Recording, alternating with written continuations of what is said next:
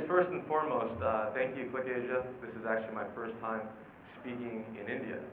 So I'm excited to go ahead and take this opportunity to come back and share my story.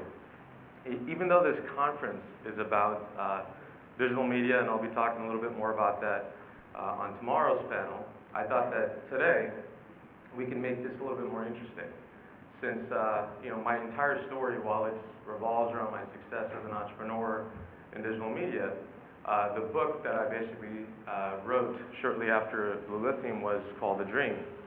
And there's basically a key message there, and it's all about how one can actually achieve their dreams. So I hope to share that story a little bit, as well as tell you a little bit about some of the mistakes I made and some of the lessons I learned from there, and hopefully inspire others to also reach their dreams. I guess to give you a little backdrop on the actual book, my nephew is actually 7 years old, and he's actually way older than his actual age. And he actually asked my sister, saying, one day, I actually want to read G's book. That's what he calls me. And so at bedtime, she started reading a few pages. And there was one page with one line that he kept reading over and over. And it resonated to a 7-year-old. So I figured that if it connected with him, it has the ability to connect with others. And those words were, if he did it, so can I. So just to give you a little bit about me, I was born in India, Punjab, Tarantan. I immigrated to the U.S. A year after my parents did, and basically came a month shy of 4. That whole phrase, fresh off the boat, was pretty much the epitome of my family trying to connect in America. The social adaptation was pretty much a big challenge that we faced. But my parents came to America with one belief, and that was that it was the land of opportunity. And I think a lot's changed in India today, where it's probably the land of opportunity now, but back then, every immigrant's dream was to come to America. And if you came to America, you could basically reach your dreams. So even with the racial stereotypes, even with the issues that we faced, we never really forgot the reason why we actually came to America.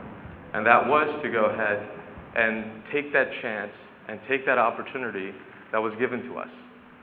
So, kind of fast forward, I fell in love with the internet, as weird as it may sound. I was an outsider as a child, but the internet was kind of my way of connecting. And there was one key thing that I realized in the internet that the power gave us, is the fact that you're in front of a machine and you're connecting with everyone out there, and nobody needs to know you're 16. And you're basically probably,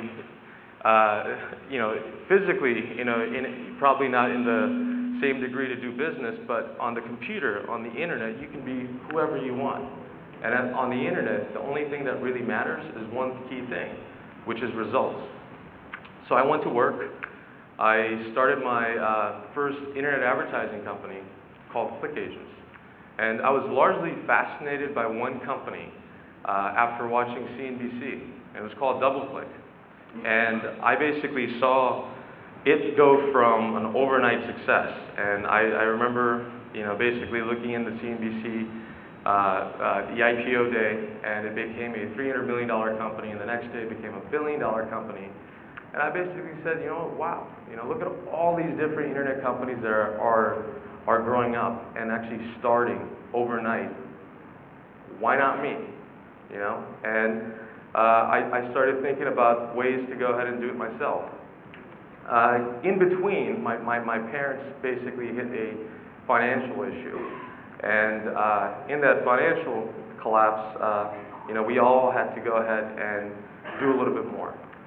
So my sisters basically took jobs, my brother took a newspaper route, and before I started this company, the only interview in my life that I ever did was at McDonald's.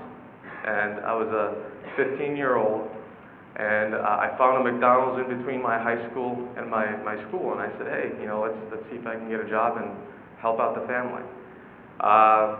Lo and behold, I didn't get the job, which is probably the best result I could imagine.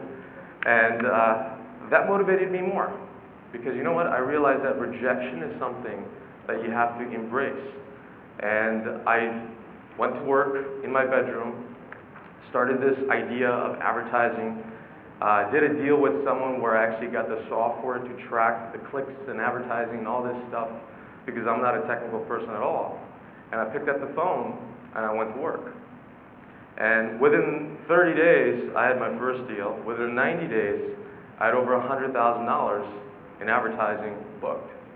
So, you know, it kind of tells you that when you have that inner desire of wanting to be successful and you make failure not an option, it resonates for you to go ahead and fight all the odds, to go ahead and make things happen.